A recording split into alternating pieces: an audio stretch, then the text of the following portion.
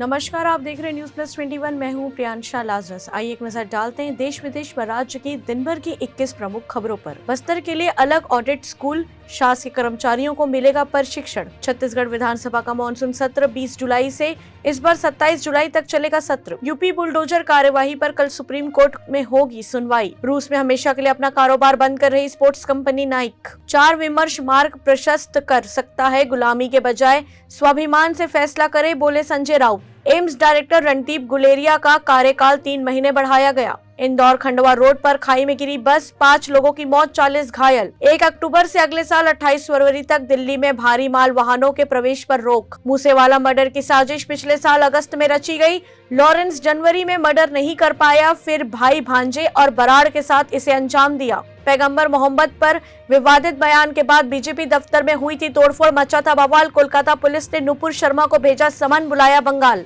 PM Modi ने NDA की राष्ट्रपति उम्मीदवार द्रौपदी मुर्मू से की मुलाकात। हिमाचल प्रदेश में 25 जून को कुल्लू में रोड शो करेंगे सीएम केजरीवाल और मान। एकनाथ शिंदे के साथ मौजूद भागी विधायकों की ग्रुप फोटो आई, लगे शिवसेना जिंदाबाद के नारे। आजमगढ़ रामपुर लोकसभा उपचुनाव वोटिंग, आजम खान ने कहा पुलिस और प्रशासन लोगों को पोलिंग बूथ तक जाने नहीं दे रही। इकोसिक संगठन का अमृतसर की 450वीं वर्षगांठ तक शहर में 450 वन लगाने की योजना, जल्द शुरू होगा अभियान। भारत का कम्युनिकेशन सैटेलाइट सफलतापूर्वक लॉन्च हुआ। विधायकों को सूरत गुवाहाटी ले जाने बीजेपी की साजिश, बोले मल्लिकार्जुन खड़गे। राष्ट्रपति चुनाव के लिए पर्याप्त नंबर नहीं, इसलिए महाराष्ट्र सरकार गिराने की कोशिश, बोली ममता बनर्जी। टक्कर से बाइक में आग, 2 दोस्त जिंदा जले। गरियाबंद में पिकअप से टकराने के बाद हुआ हादसा, युवक के साथ बैठी थी युवती गंभीर। बैंक ऑफ इंडिया ने लॉन्च की 444 दिनों की नई एफडी स्कीम, सालाना 5.50% तक मिलेगा ब्याज। सपना चौधरी बनी डांसर से डॉक्टर, एनआईएमएस ने दी मानद उपाधि, यूनिवर्सिटी से मिला एक और बड़ा तोहफा। ऐसे ही जानकारियों के लिए देखते रहिए न्यूज प्लस 21, आपके हक की बात।